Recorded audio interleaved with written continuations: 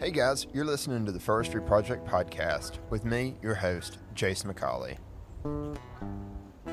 We are the source for how to better manage your land and achieve forest legacy reimagined. So let's get into the show, and I hope y'all enjoy it. Alright, and with that, welcome to episode 3 of the Forestry Project Podcast. In today's episode, I have a special guest to talk about the basics of forest ecology. If you've listened to episode 2, where I talk about forest legacy reimagined and considering the 4 W's of land management, this will go more in depth on the what and the where topics. If you've not listened to episode 2, I encourage you to do so and then come back to this episode. When I envisioned the Forestry Project and the idea of forest legacy reimagined, I drew a lot of inspiration from the writings of Aldo Leopold in his book A Sand County Almanac. I could think of no better way to introduce this episode than to look at Aldo Leopold's view on ecology and land ethics, which I believe go hand in hand, and as such, I feel like we're morally obligated to manage the land to our best of our abilities and our knowledge. I'm going to jump around a bit, but in the foreword to a Sand County Almanac, Leopold writes that land as a community is the basic concept of ecology, but that land is to be loved and respected is an extension of ethics. Perhaps such a shift in values can be achieved by appraising things unnatural, tame, and confined in terms of things natural, wild, and free. Today, to discuss with me the idea of natural things and what should go where in the landscape is Dr. John Kush. Dr. Kush is a retired research fellow at Auburn University and has been inducted into the Alabama Foresters Hall of Fame. I first had Dr. Kush in undergrad in his first fire management class, and then had him a bit down at practicum, where he first introduced students to a Sand County Almanac. In my master's, he has taught my restoration ecology and my forest history class, and, side note, his office is just down the hall from mine, so I get to bug him on most days. With that, it is my honor and privilege to welcome the Forestry Project's first guest onto the podcast. Dr. Kush, how are you today? Good, and you, Jace. Thanks for having me on today, and I will say you are a fantastic student. You've been a joy to interact with. And I loved your Sand County Almanac talk there, because a landowner across the street from me lost a tree last week, and we were having a conversation. I said, I'm in forestry. He said, oh, I'm in engineering. And he said, maybe you've heard of this book, A Sand County Almanac. And he said, that is by far the best thing he's ever read. So, really, very fitting for somebody with no experience in the outdoor world who picked up that book and said he's going to be buying it as gifts for people at Christmas time. Yeah. The Sand County Almanac is definitely one of those books, like if you have read nothing else Yes. about forest ecology or just forestry in general. Now, natural resources in general, I'll go outside of forestry. That is kind of the book to read. Right. If you don't necessarily read the whole book, but just the months that Leopold talks about, just he gets people thinking about, our sort of connection to the land and how important it is. Yeah, definitely. So I think we need to get back to that too, as far as being able to go out and observe. Even in forestry, I know a lot of times we go out, we get the job done, and that's really it. We're not out there to observe the landscape and really learn from it like we should. So talking about, learning from the landscape, what is forest ecology to you? Forest ecology is just thinking about the big picture of everything. Ecology, by definition, is sort of the interaction of the living with the non-living and how living interacts with each other, and then with the non-living part. So the forest ecology side of it is adding the tree component to it and the associated vegetation that might be with the trees. Yeah. That make it into that sort of term. And we need to really talk about ecology, because I think ecology has sort of been given a bad rap.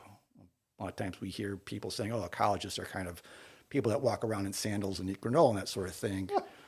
But the reality is that in forest ecology, silviculture, which is part of forestry, silvics is defined as the ecology of tree species. Yeah. So I think in the forestry world, we have a tendency to sort of be afraid of ecologists, but yet we're both really operating the same scheme as just ecologists look at sort of the bigger picture, and the forestry side just sort of looks at the tree picture, but it's all part of the living world. So we need to look at the big picture. Yeah. And I've noticed a lot of that where we need to kind of broaden our view and our aspect of things because especially like in our degree, you have the forestry, you have the wildlife, the natural resources, and there is little to no interaction Yes. between those groups. And once you get outside in the woods, I mean, it all interacts, it all goes hand in hand. And that's a very important thing to get back to, is that connection. Which is kind of really crazy to think about because most people in the forestry world love to hunt. Yeah. So they need the wildlife component. Oh, yeah, definitely. The wildlife people, they love to hunt, but you're not going to be hunting much in a parking lot. So most of the time you're out in the woods or something associated with the woods, and it's, Yeah, we all need to play ball together and play nice. definitely so. Definitely so. Where does the human component fit into ecology? It is the driver of everything that now happens these days. Yeah. So anything that we do outside is having some impact on ecology, and we need to be thinking about how Mother Nature managed the planet before we sort of came along. And so our fingers are into everything. That they are. And that's an important thing, I want landowners to pick up on, is the idea that just because we own land and we're going out there and we're managing it, we have to fit into that ecological aspect. So instead of just going out and making the land do what we want it to do, let's look at it from a understanding the land. If you look back at my last video, just giving a tour of my property and getting out in the land, seeing what's out there, and then seeing how to manage it to get to kind of a natural historic state. And to talk a little bit about the historic state of the Southeast, I know everyone kind of disagrees with what trees were out in the Southeast. Some people will say that, longleaf covered so many acres and it was a predominant species. Other people will kind of disagree with that. What do you think was the historic landscape kind of the Southeast at a broad level? At a broad level, it would have been, in some cases, pure pine, which the pure pine would have been longleaf. Yeah. And that is the big factor there is fire, which I assume at some point you'll be talking about. Yes, and then definitely for so. A good portion of the rest of the Southeast, it'd be some mixture of pine and hardwoods. Yep. If you're in the northern part of the Southeast, it's going to be probably shortleaf pine, a little bit of longleaf pine, and then a number of oaks and hickories that would have dominated the overstory along with the pines, and then some of your mid-story species might have been black gums and sourwoods. So all species that have thicker barks that could take fire on some sort of fire return interval. Yeah. Where did loblolly fit into that? Loblolly fit into that along major drainages. Okay. So the word loblolly means mud hole. So Really? if you think about that, it should be a sign that it should be found on wet sites. And there Gotcha. are some early range maps that were done by scientists in the late 1800s that showed the range of loblolly pine only associated with major rivers. So you had to have rivers the size of the Alabama River, the Tennessee River, the Chattahoochee, the Flint River. And so it just covers sort of the floodplains of those rivers. Yeah. And then, now loblolly is all over the Southeast, but it's because it grows well on very productive sites. And so it needs that. Gotcha. I've always wondered how it fit in, because I didn't think it was on the landscape to the point that it is today with all the pine plantations out there, but I knew it had to be somewhere for us to find it. And you mentioned the burn return intervals and that there was forest fires moving through, which when we talk about forest fires, like we're not talking about the raging fires out west that we see on the news. This was more so what we would call prescribed fires today, correct? Right. Yeah. So, 2 to 4 foot flames is kind of creeping along the understory. Not a mass extinction of trees, but Now, that's the thing about the Southeast is, given our climate, we are an area very prone to thunderstorms. Yeah. Lightning strikes happen. Florida's the lightning strike capital of the world. So you're looking at lightning strikes that could start a fire. But then with nothing here, no roads, fires could have gone for extended periods of acreages, square acres or square miles. And so fire was frequent. So when you have frequent fires, you have low intensity fires, unlike what we see in California today, where you have 40 or 50 years of fuel that build up. Yeah. And when that starts a fire, then it's disastrous. So getting into fire, I know we talked about, lightning strikes would cause it. How are the historic forests managed? Because I know the Native Americans learned about prescribed fire and would start implementing prescribed fire, I think. Yeah, they would have used fire because of needing food. Yeah. So I don't know how many people realize, but buffalo were native to most of the Southeast. Yep. So buffalo their diet is predominantly grass. They don't eat woody shrubs for the most part. So that means that the area here had to have a pretty good grass cover. Yeah. So it could be savanna-like, where there'd be some trees and grasses. Otherwise, it would have been grass. And so having that's an indication fire was frequent. Native Americans may be using it, but the grasses that would have been there were a result of fires that happened in sort of the springtime or summertime. And so Native Americans may have been using the fire maybe more so in the late winter or early spring to burn off the dead grasses that then promoted stronger growth for the wildlife. So they used fire, but you think about it from the ecological side of it, they were probably using fire at a time of the year that was easier to manage for them and easier to get started, as opposed to nature providing fire that happened in your months of May, June, July, August, September.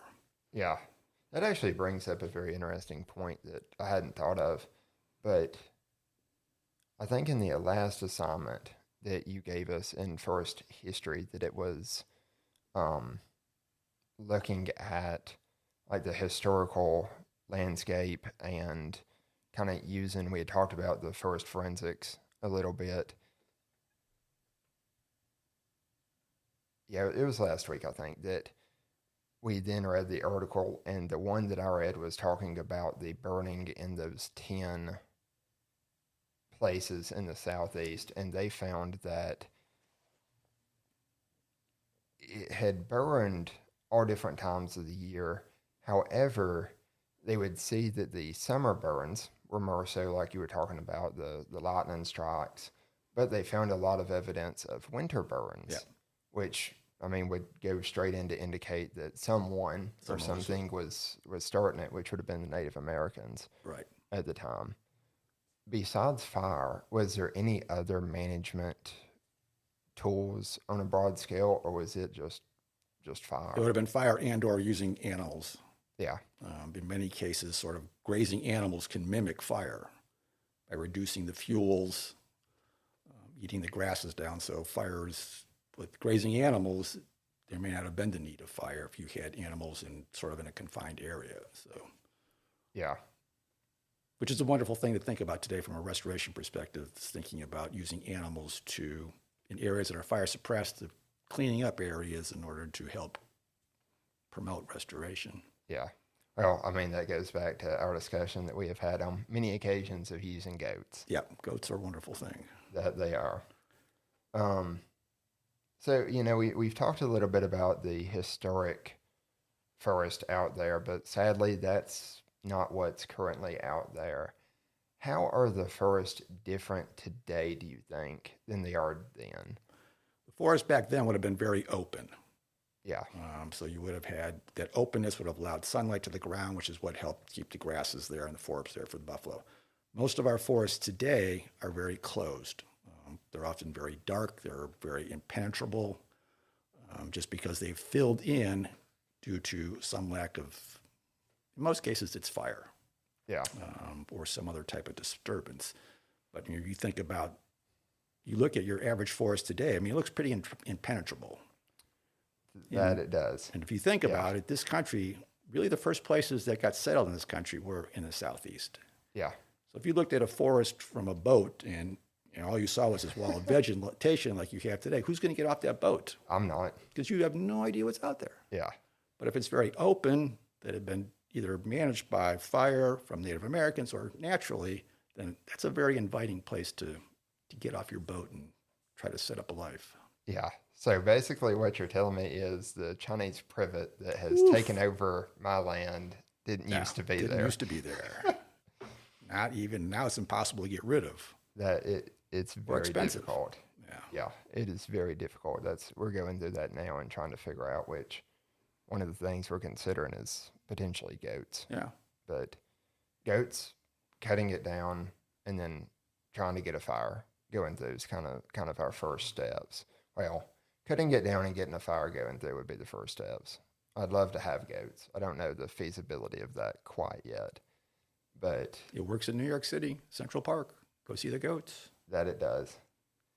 If I could figure out how to keep them on the property without having to worry about coyotes, that's my big thing right now is coyotes, especially not being a permanent resident on that specific part.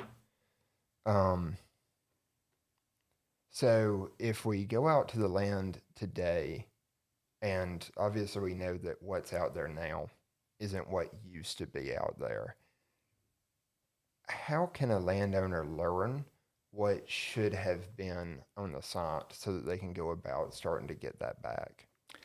There's a couple of things. I mean, one, we sort of researched the literature.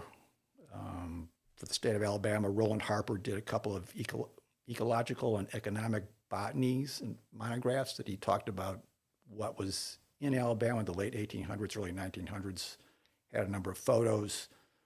There are papers that have been published that looked at witness tree data. So this was data that when areas were getting surveyed originally, prior to becoming states, the surveyors would document what trees were at a corner every mile and look north, south, east, and west around that corner and provide a list of the species that were there. So that's a way of sort of getting a historical picture of it. A way today is a tool that maybe would be good for a future podcast is the Web Soil Survey. Yeah. It's something that if you get into it, you can look at your piece of property, find out what the soil type is, and then within that survey, you can find out sort of the vegetation, at least from the tree side, what trees might do the best.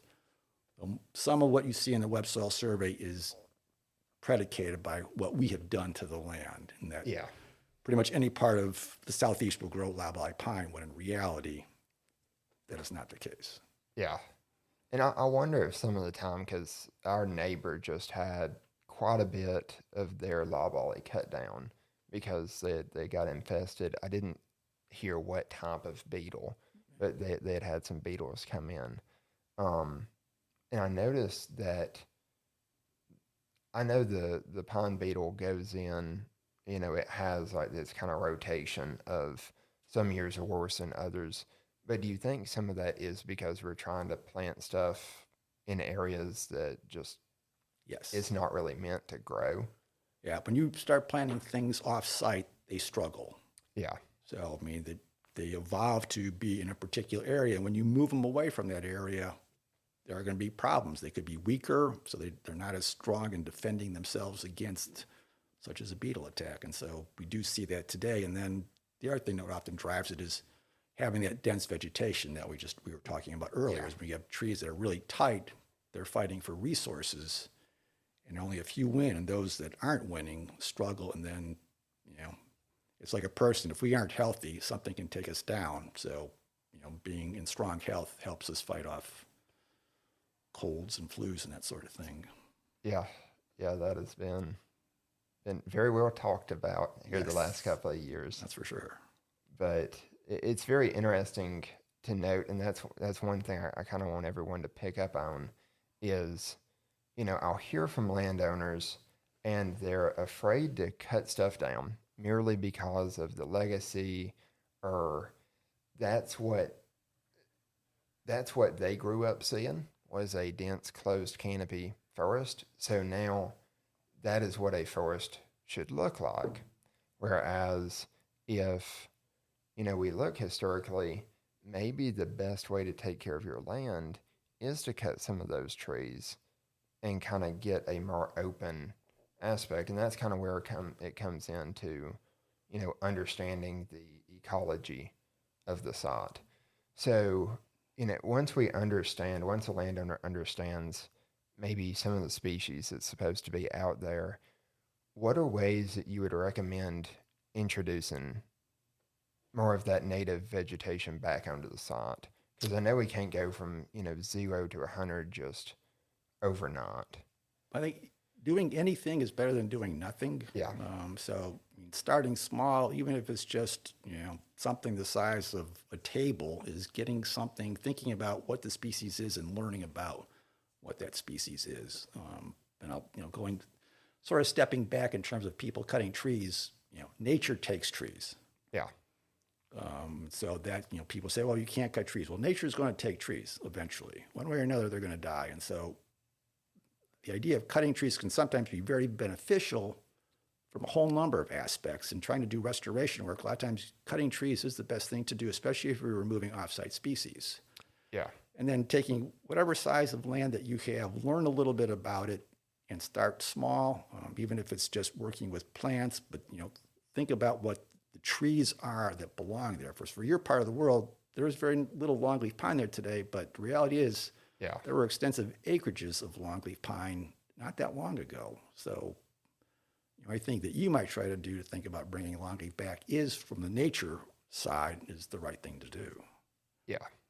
So, and this kind of goes personally to my land, but say you have a loblolly pine overstory with some hardwoods mixed in. So we have a lot of loblolly pine and sweet gum is the predominant overstory species there. And I know that is also a predominant land cover for a lot of places that just grew up naturally. If they planted species, that can be different, but if you just let it naturally grow up, that's going to be a lot of what you get. What would be a good way to get it back to longleaf? Would you say is cut it down and restart? If you can use fire, the best thing to do would be remove the hardwoods and leave the loblolly overstory to provide fuel from the pine needles to then carry fire and then plant the longleaf. Yeah. If you had some dry site oak species, those could probably hang out there. But the sweet gums and the water oaks, those are a detriment to fire. And so then that's an issue, which thinking about the loblolly and the sweet gum, I think two things for people to think about is just how well these species seed in. Yes. Their seed can go a very, very long distance. And so that becomes, that's why we have so much of it today is it's in places it historically wouldn't have been because the seed can go a long distance and without fire then to remove them, they then take hold and then they just sort of keep themselves there. Yeah. An interesting thing about loblolly, it is our predominant species, but if you look at some of the early writings, they talk about loblolly as being a tree of inferior quality. Yeah. And not something you want to use for building purposes. So, well, it's very interesting. It doesn't take long going to Home Depot to realize the quality of our wood is not what it used to be. No, it is sad. But it was really cool. One of the churches that I used to go to in my undergrad down here was a small Methodist church. I can't remember the name of it now, but it was built in 1847, I believe. But you could look at the lumber on it, and it was all longleaf pine, and just the ring count that you could see on that was astonishing compared to what you see today, where you'll have, I've seen, wood in Home Depot that would have, a quarter to a half inch in between your growth rings. Yeah. And just structurally, that's questionable at best.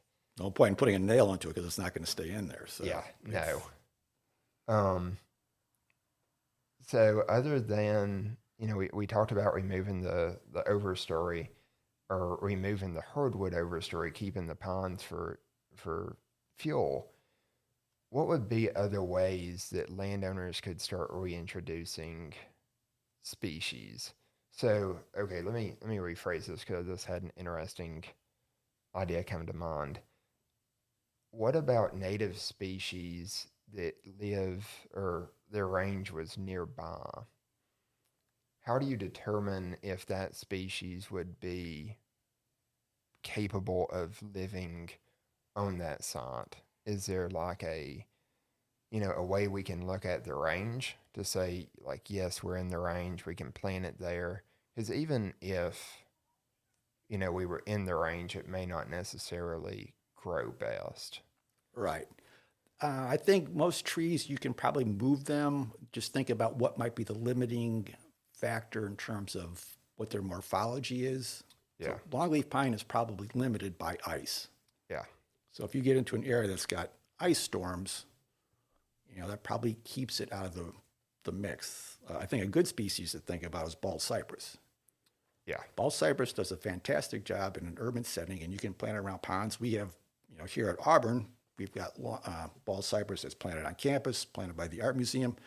But if you look at the native range map of bald cypress, it did not exist in Lee County, Alabama, and yet it's doing incredibly well here. Yeah. So I think you can move species around if it's near proximity. That shouldn't be a problem. And so I wouldn't be afraid to do that. Yeah. How about morally, as far as planting species outside of their range? Is there times when that would be the most acceptable thing to do? I like that question because morally, we probably should avoid planting trees outside their range. It's not what nature did, but it is a dynamic. And so, we had ice ages that moved trees north and south. And so that is going to happen. There will be an ice age again. So Yeah. hemlock and some spruces are going to show up in Alabama that haven't been here for 14,000 years. So I think it would just more so maybe to the extent that you do it. If it's your own property, I think it's a great idea. Yeah.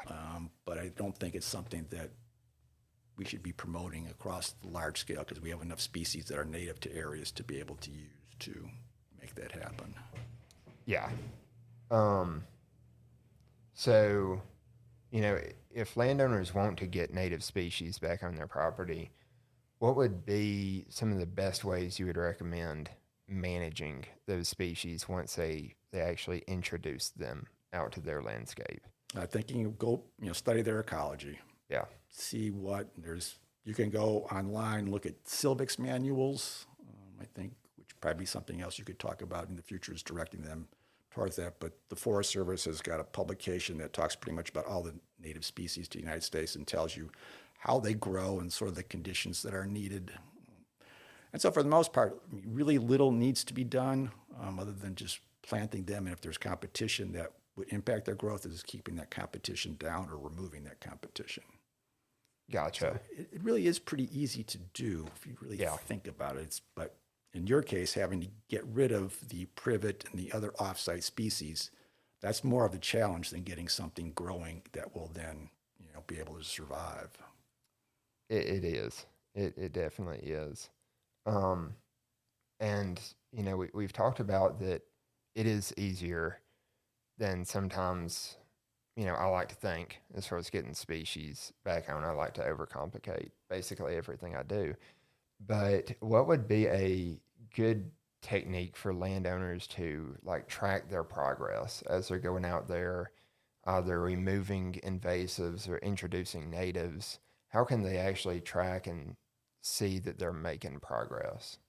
In today's day and age, it's pretty easy with a cell phone. Take a picture. Yes. See what it does documented. There are various apps out there that you can take a picture of something and you come back and the app will show you where you took the picture from the last time. Make a journal. Do what Leopold did. Make some notes. Sit out there and enjoy it. See what's happening. Records, the time of the year that things are happening. So it's a wonderful way to get yourself back to nature and thinking about how things happen and why they happen. Yeah. And just going back to, kind of getting out and learning your land as well as tracking progress.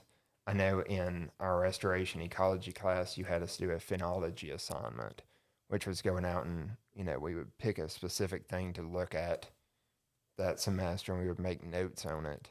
And that's something I would highly recommend for landowners to do, especially if you want to learn, more about the species and how everything interacts with it.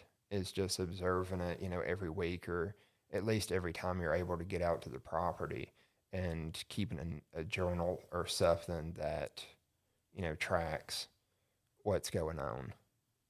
They'll be amazed at what the changes are and how quickly things can happen, especially here in the Southeast. Right now, things are happening quickly as the days get warmer. Yes.